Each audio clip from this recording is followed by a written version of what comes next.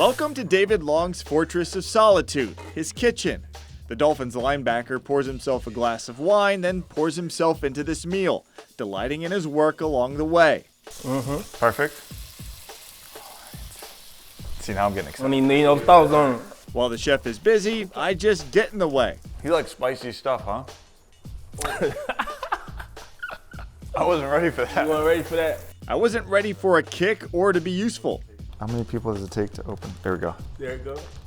We're making progress. Yeah, I feel bad. I'm sitting here watching you do all this. I'm just getting mesmerized because I'm thinking with my stomach.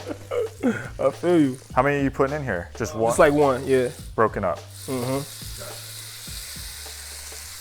That isn't just the sound of lunch. Jokes aside, this is the process of the Dolphins' leading tackler from a year ago, thinking about life outside of football, preparing himself for the future while prepping a meal fit for an NFL linebacker. These are just deeper. Like, what type of man do I want to be? You know what I'm saying? I want to have a family in a few years. I don't want to be like, got to teach somebody. You know what I'm saying? I got to teach my son or Yeah, you're gonna pass something along. pass something along. So, like, sometimes if you want to go outside your box, everybody tell you, stick to football. They don't think you focusing on the main thing, but it ain't even that. It's just like, eventually, this has to come to an end. You know what I'm saying? So, what else? For Long, that what else means dabbling in just about anything that piques his interest, from looking into flight school to being more open to the opportunities life in South Florida presents him.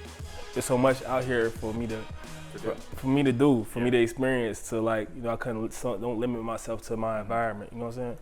And that's why I do a lot of stuff back home, because like a lot of kids are just become what they see, you know what I'm saying? So, and a lot of kids won't even leave the environment, so sometimes you just gotta bring it.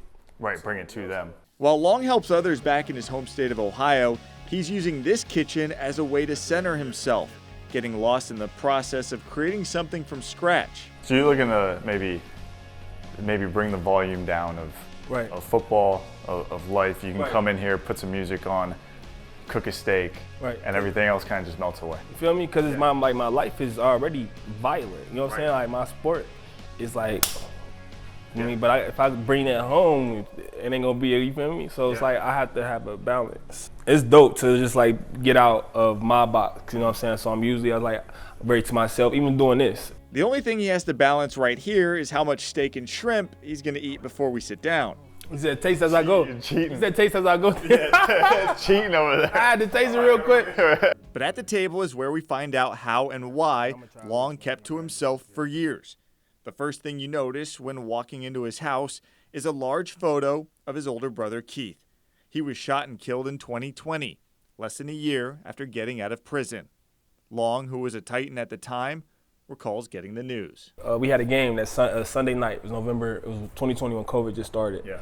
And after the game, it was the next morning we go in the film. And as I'm driving down my driveway, I get a call from my other brother. I had two big brothers. The younger one called me like, "What's going on?" I'm like, "What you talking about?" Like, he said they saying that Keith died, and I'm like, "What?" And I hung up. So I drove to practice. We had meetings, and then after a break in the meeting, went to my locker, and my sister was crazy. My sister was calling me as I got to my locker, and I answered, and she was crying, and I was like, "Oh, okay, it's real." In my head, I didn't say it, but I seen it, and she was like, she tried to talk, and I just hung up. I couldn't even bear to hear it.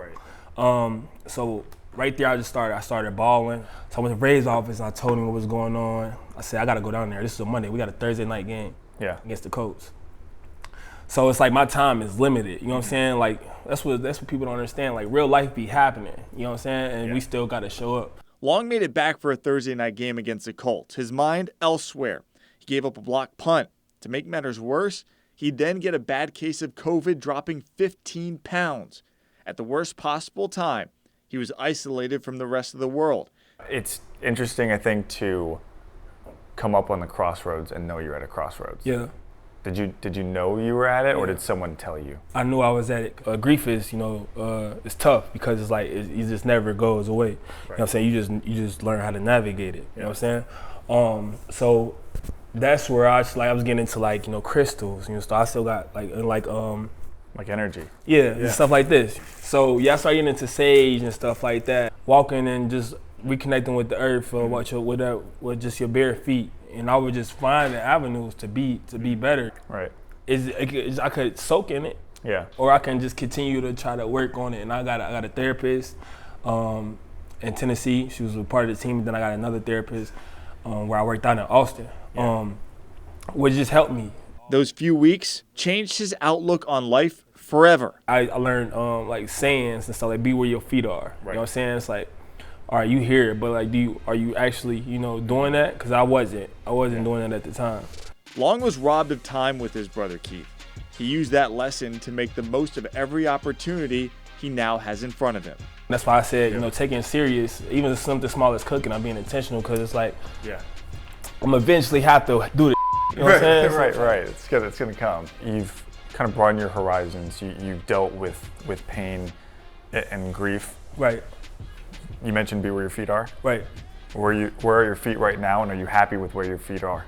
I'm probably the happiest I've been. Can't lie. Yeah. Not even like with just like my being in the Dolphins. That was I would think that was a big move as far as like my outside of the football world. Yeah. You know what I'm saying?